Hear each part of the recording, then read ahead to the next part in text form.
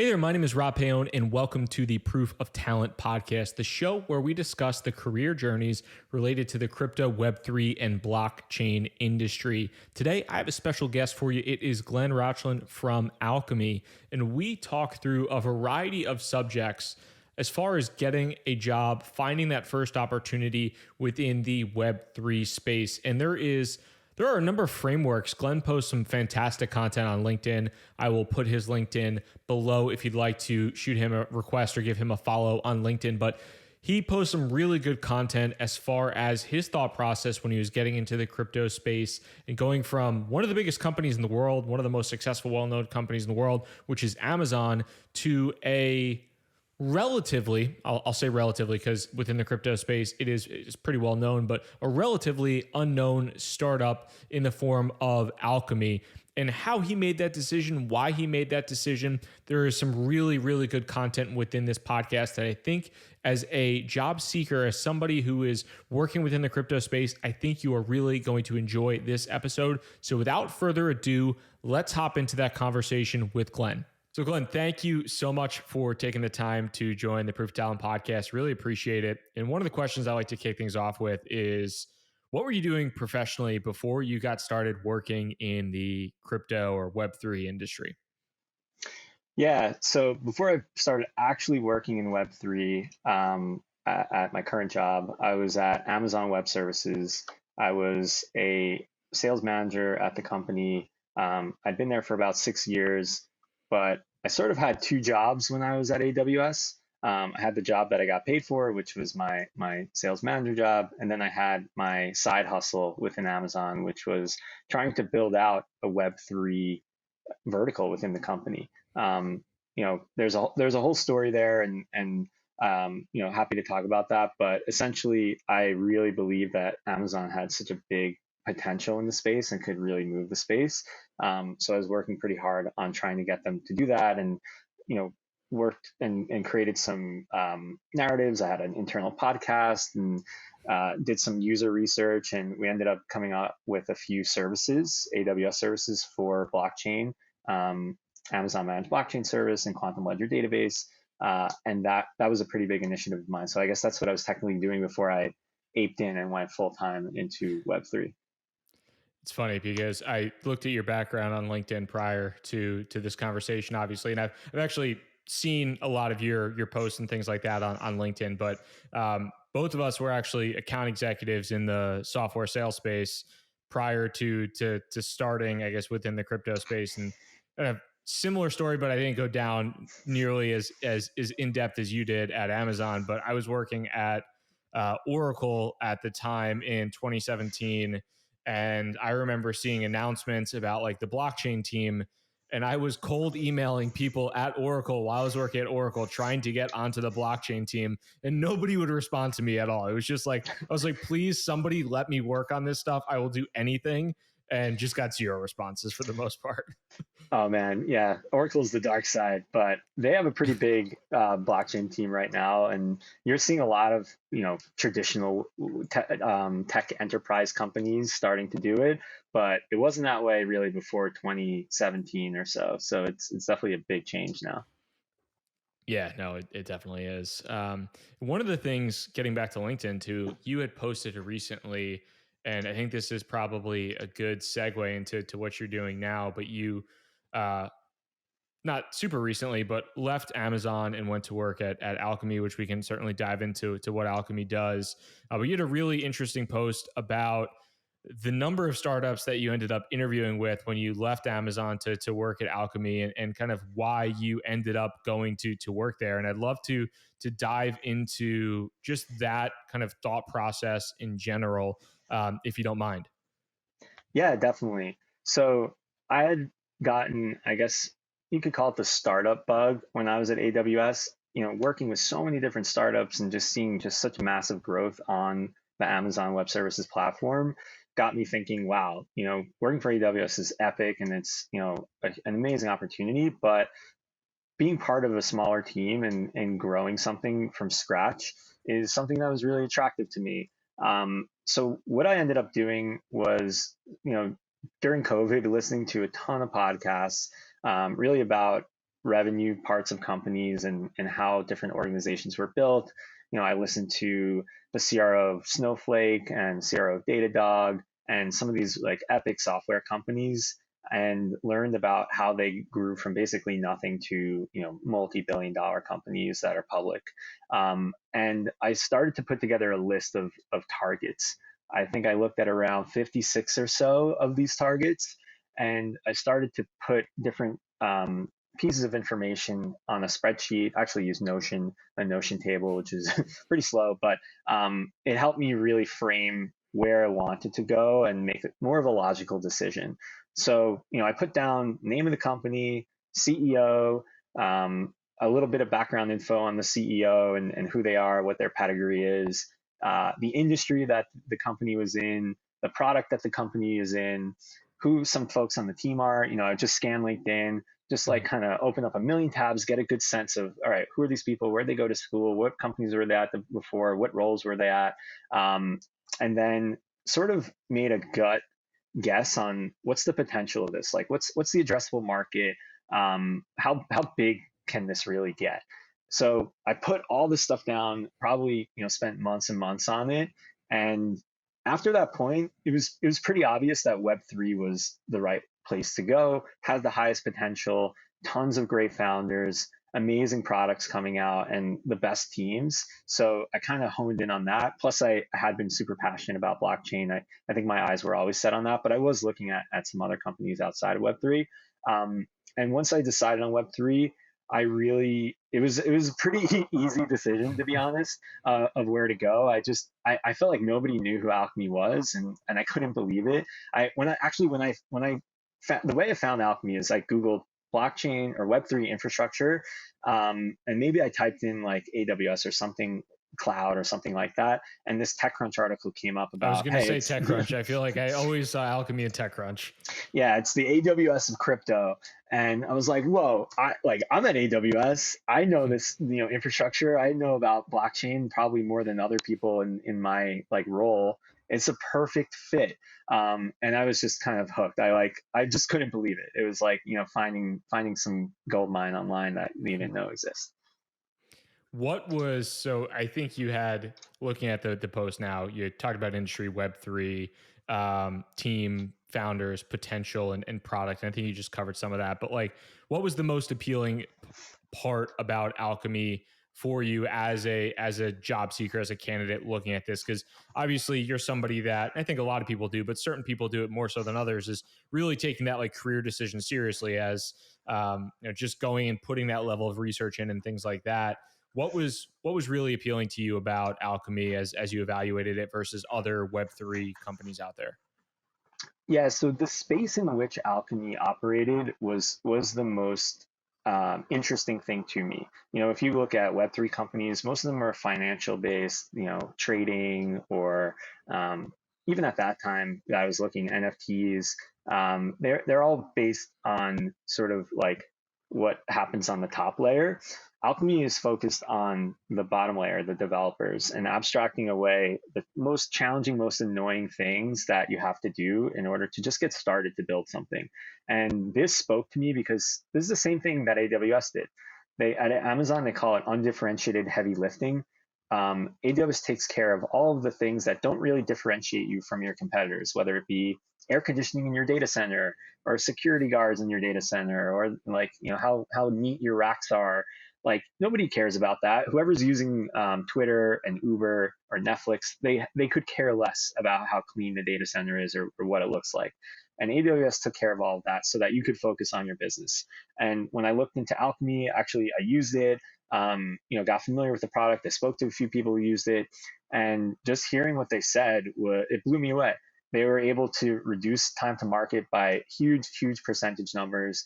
They were able to build products so fast. And this annoying thing that Alchemy took care of was a humongous pain to them before Alchemy was around. So that developer ecosystem was the most attractive part. It also has the biggest potential. I mean, if you look at some of the largest companies in the world, we've got Apple, Microsoft, Amazon. Who are their customers?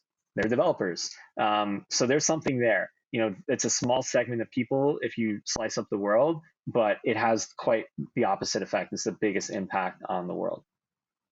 Yeah, it's a great point, and really really interesting as well. And so one of the things that I'm curious about is, you went from working with one of the largest and also most well-known companies in the world, in Amazon, to working, like you said, for maybe not completely unknown within the crypto world, and you've certainly garnered quite a great reputation over the past year plus, but a relatively unknown startup. What was the transition like, going from working at an AWS to an Alchemy, like going from that massive company to a relatively small, nimble venture-backed startup? Yeah. So it wasn't the easiest, I will say, mostly because of how pampered I was at Amazon. Amazon calls itself a self-serve company, but oh man, there's so many tools and things that they build for you that you don't even realize developers are spending tons of time on it. I think Amazon has 1.4 million employees, and a big percentage of them are developers building out all different things to make everybody's lives easier. And I didn't realize that. So I think just being pampered in a large company, such a large company with all that support, really was a big change. But I will say, I was absolutely blown away by how smart and how professional and organized everybody was at Alchemy. That very soon after joining and feeling some of those initial nerves, I became really comfortable. And even more so, the amount of people was actually an advantage, because I got to get really close to people and become really good friends with them, really learn about their personal lives, and sort of like break through the professional working world, and get to know people, and that actually helps you work a lot better, and be a lot happier at work. So that was like a really big change for me. Also, the speed at which things move was way different. I mean, at Amazon, you have to write like a 6-page document to do one tiny little thing, and it takes a while to get approved. At startups, and especially at Alchemy, it's minutes, or there's no approval. It's just like, go do it and go figure it out, and move fast. So I think those are some of the biggest changes. Industry specific wise, within like the Web3 space, what was your initial reaction to working in Web3 in the first, like, let's say 3 to 6 months, versus working in the traditional tech world? Yeah, Web3, you know, whether people like to say it or not, and I think this is changing, but a lot of the users of Web3 are younger. There's different age groups, I think. And I was working with a lot of young people, and at maybe at Amazon or other places, I think it might have been a little bit different, but that was one sort of big change. Um, I think the other was the laid back attitude of Web3. People are very much like you don't have to dress up in a suit. You're talking to somebody who's literally a monkey face on their screen in front of you. It's so different, and the attitude that comes with that is equally different. So just saying what's up to somebody on the call versus hello, my name is Glenn. That was actually I thought a bigger change than maybe I had thought about. And then the other part of Web3 that's really interesting is that a lot of people are anonymous. Mm-hmm. So if you're trying to build relationships with people and connect with them, and you don't know their name or what they look like, and they really don't want you to know, that changes the dynamic a little bit. It's not at all a bad thing. It's just a very different thing. So that was really surprising to me. Just like I knew that it was true, but just having to then navigate that was interesting. Yeah, it's a good point. It's funny. I've seen that and like have felt that in a variety of different instances. And even when we've hired people to join a recruiting firm from different recruiting companies that work in like these like kind of like big older recruiting firms, and like they have to go and they have to wear a suit every day into work. And we hired somebody, and she wore a suit on like the first day of work. And I was like, you don't have to wear that. And she's like, no, but I feel more comfortable in this. I was like, our clients will not want you to wear that. Our candidates do not want to see you in a suit. It is okay. Trust me. You can wear a t-shirt and it's totally fine. Yeah, I had to get a whole new wardrobe. I have my Web3 wardrobe, which is basically like company t-shirts, company t-shirts and Lululemon pants. I'm in 10,000 pants every day. Nice. So another post you had, which I thought was interesting, was around just reading through resumes in the Web3 space, and how a lot of them aren't. Some of them have a little bit of difficulty in terms of formulating, what they want to do. And there were a couple different points that you made, a couple different tips on, around what to remove, kind of, and things of that nature. And would love to dive into that, because I think the subject of resumes in crypto is not something that we talk about all the time. And going through it, I do agree, seeing a lot of resumes on a daily basis. There are definitely some kind of continual mistakes that people make. So would love to chat through just some of those things that you had mentioned there, as far as mistakes that people make on a Web3 resume. Definitely. I'll start by saying that a lot of Web3 companies are probably looking for similar things at the end of the day in the character of a person. So, the industry is just getting started. It's like day one for Web3 pretty much. And you're joining a company, and joining a startup is already like, building a plane while it's taking off. But since Web3 is just taking off, you're basically building a plane while taking off on a plane that's being built and taking off. So the whole industry has this sort of requirement for somebody to be a builder.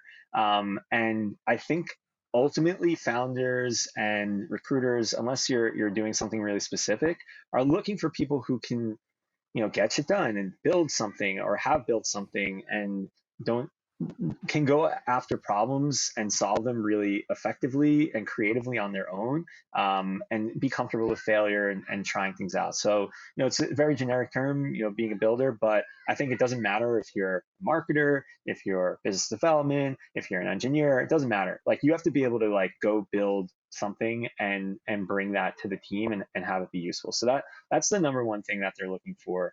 The other thing that they're looking for, which I wrote a little bit about, that got probably the most attention, was involvement. And I don't mean trading crypto. So anyone can trade crypto. It's really easy. And everyone made a lot of money trading crypto when it was a bull market. You basically could make money in any way. Like, it would be impressive if you didn't make money during a bull market. What I mean by involvement is they're looking for people who really get into the weeds and can actually explain a few things. It doesn't have to be everything. You could be really interested in one specific topic, like MEV, or a specific type of NFT, or soulbound NFTs. Like, you could go down a specific path, and I think just showing that you're able to do that, or if you're in a community, or if you've built something, or if you're in some way adding value to that ecosystem, then that's a really strong sign, because that means you're passionate about it. And passion is really important, because you're going to take that passion and enthusiasm and transfer it to the people at the company, to the customers, and everybody wants that. Like, you need to be able to be that evangelist of your company and what your mission is. So showing involvement, I think, in that way is really important. The other thing I'll say is, like, the Web3 world has very specific foundational pieces to it. Especially with Ethereum, you can go look at Etherscan and check out basically everything that's happened on the blockchain.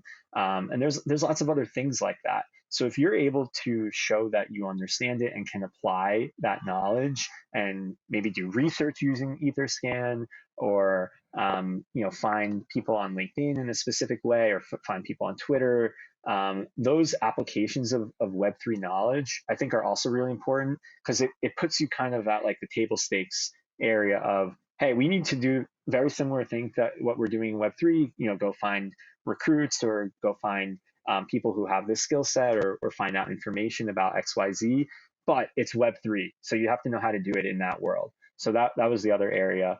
And then finally, the communication skills. That, I think, at any startup is super important. But in a space that's confusing like Web3, where Yep. there's lots of nuances to everything, and there's lots of ways of thinking about things. Hell, there's a bunch of companies that have the same name.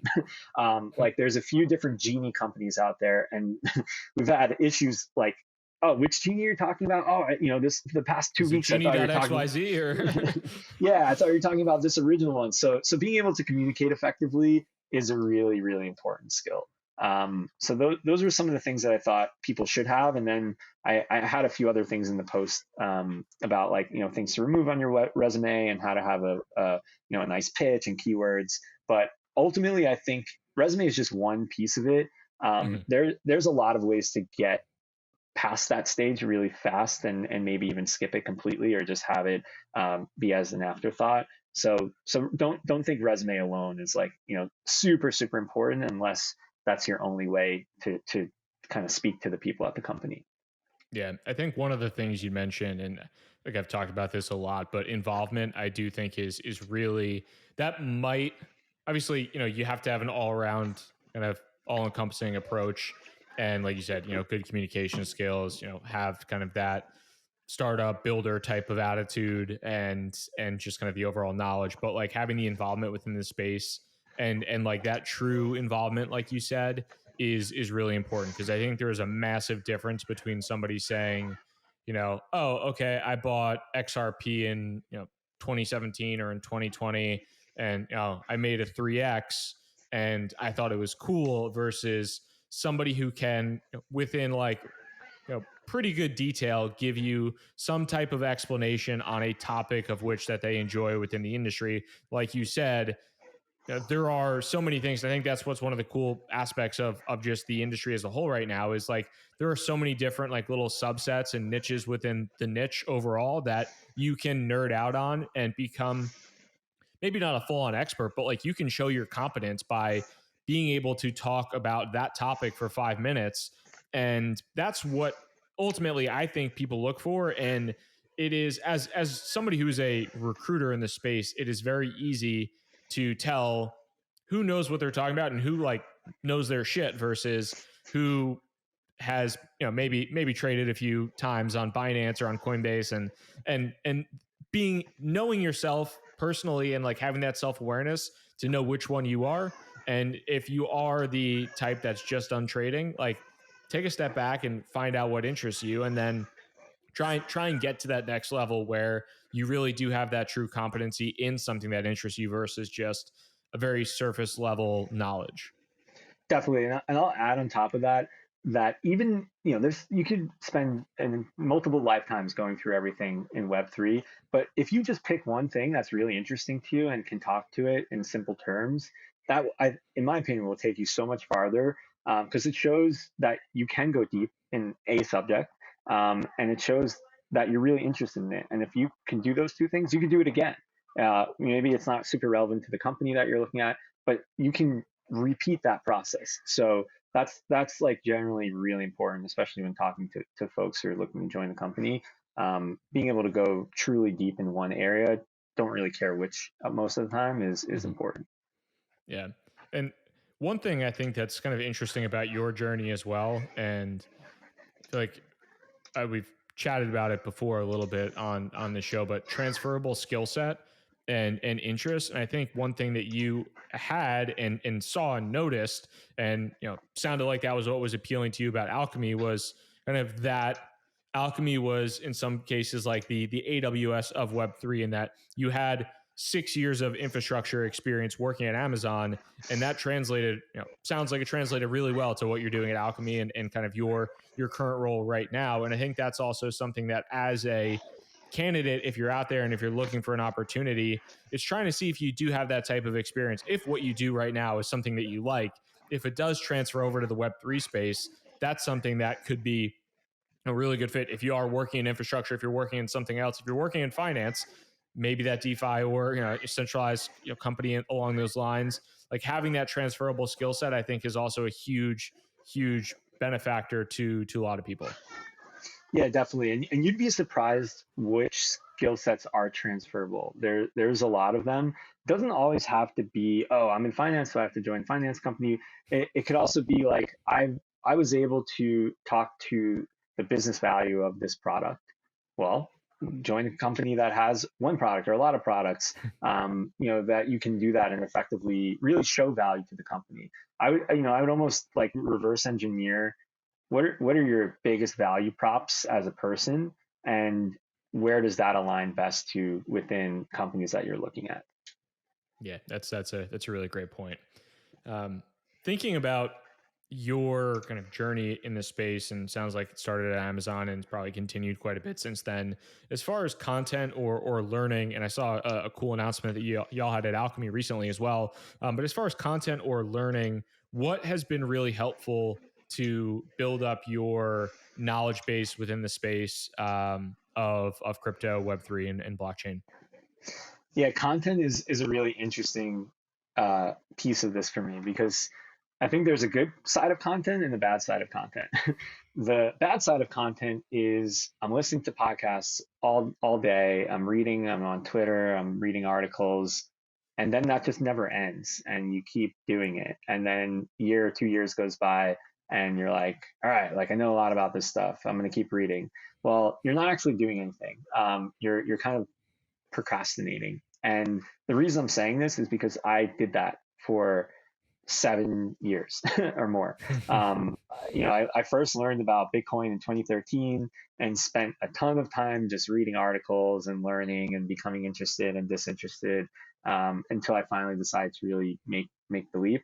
But now being in the world of Web3 and actually living in it, I will say that that's probably the biggest advantage of working at a Web3 company is you get to be in the weeds and all day, every day, see things happen and bring things to market and actually experience it, which is the best way to learn.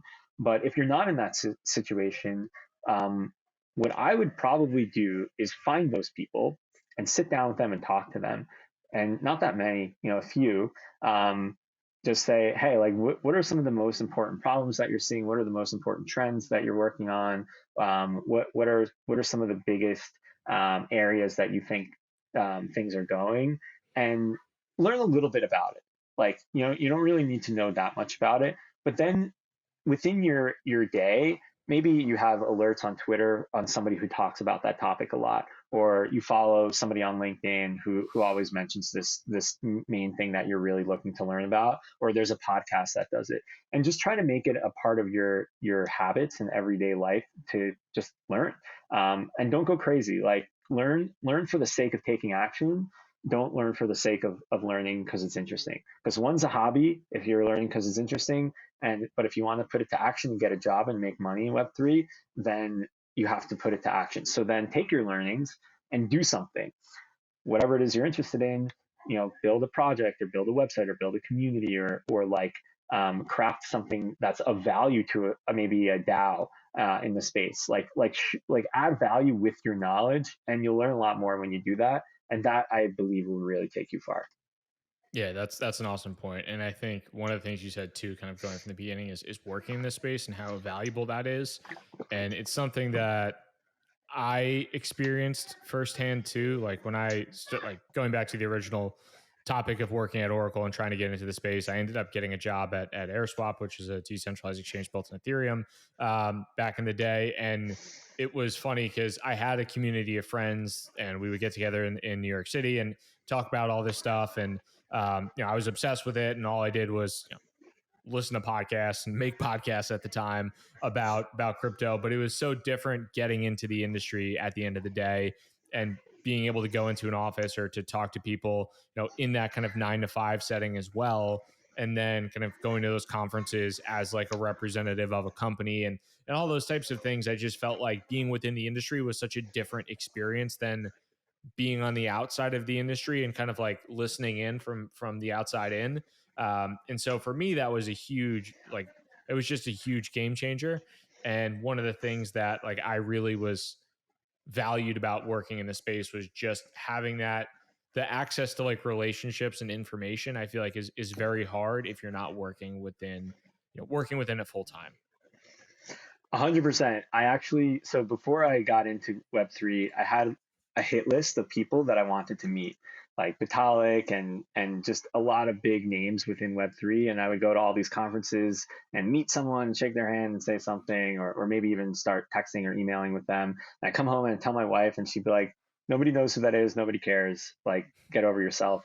But I was super excited about it. And now those people, I think a lot more people know who they are, but it took so much effort and going to conferences to do that. But then once I got into Web3, into the world, and started working in it, oh man, the access to people is insane. Like at Alchemy, we speak to every Web3 company. We have customer chats with everybody. I can probably talk to 99% of people within the space. Plus, the investor world, we have A16Z, who's one of our investors. There's a lot of people at A16Z that people follow on podcasts and just a message away. So I agree with you. The contrast of getting into the job and then the access you get after that is astronomically different. Yeah, yeah, and that's not the only reason I would say to work in the space, because like there you have to have your reasons in general. But I do think when people are debating, I feel like sometimes people are like, oh, should I work in the space now, or should I wait another year or so? A lot of times I'm like, don't just choose any company. You should be selective, and you should work for a company that you feel like is a good fit. You're excited about the product. You've kind of gone through your own little spreadsheet of what matters to you. But at the end of the day, whether you're trying to time these markets with a career cycle or whatever it might be, I think you're better off always getting in sooner rather than later, for the sole reason that you're just going to be able to generate those relationships and those connections, and have that access that you just wouldn't have if you are an employee at Amazon or Oracle or any big bank or anything like that. So it's such an interesting contrast. It was, for me at least, a super interesting contrast. Yeah, I speak to a lot of people who say, "Oh, I'm gonna wait. I'm gonna wait. The market's down. I'm gonna wait." Well, what are you waiting for? Like the best time to get into crypto is always in the past, and it's when you wait, your past is right now, and it does not make sense in my mind to wait. It's not going to do you any good, and you don't have to make a choice when you interview somewhere. You could say that I don't feel right about this.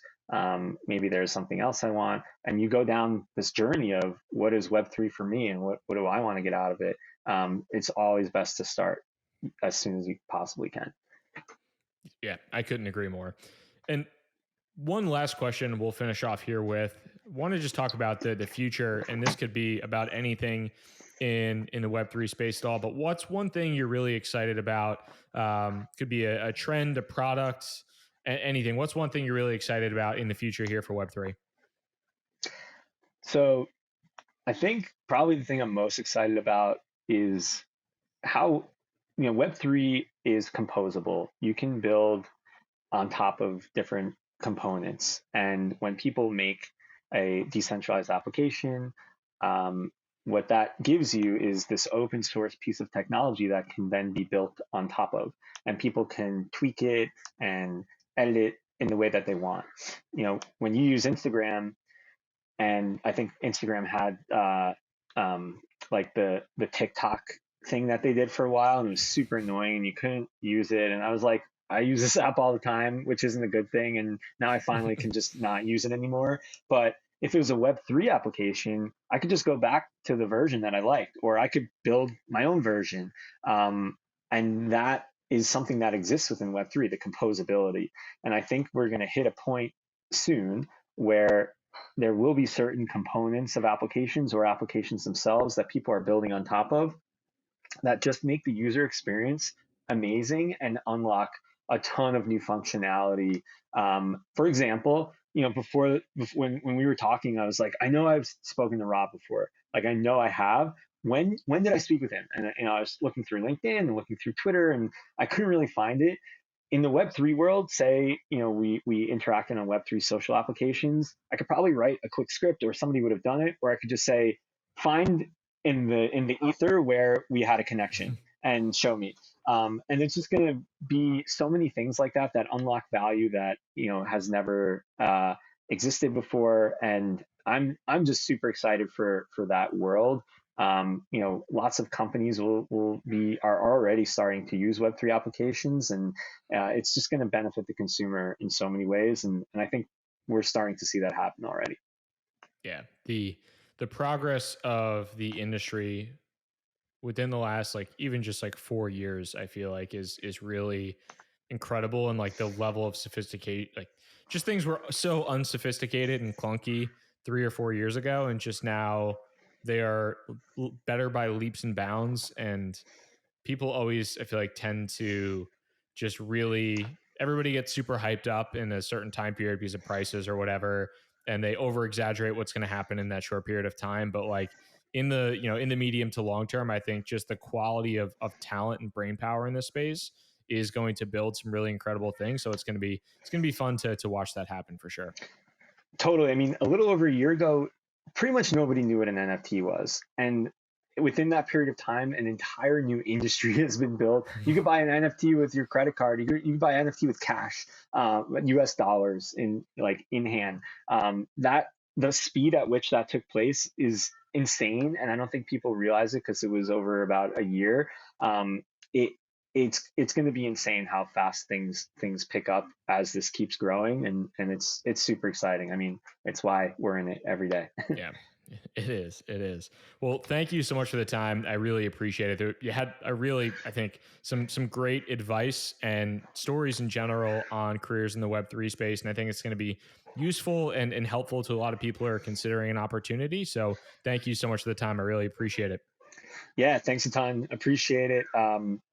Reach out to me. I'm happy to try and help as many people as I can. It's definitely something I want to do. So thanks for the time, Rob.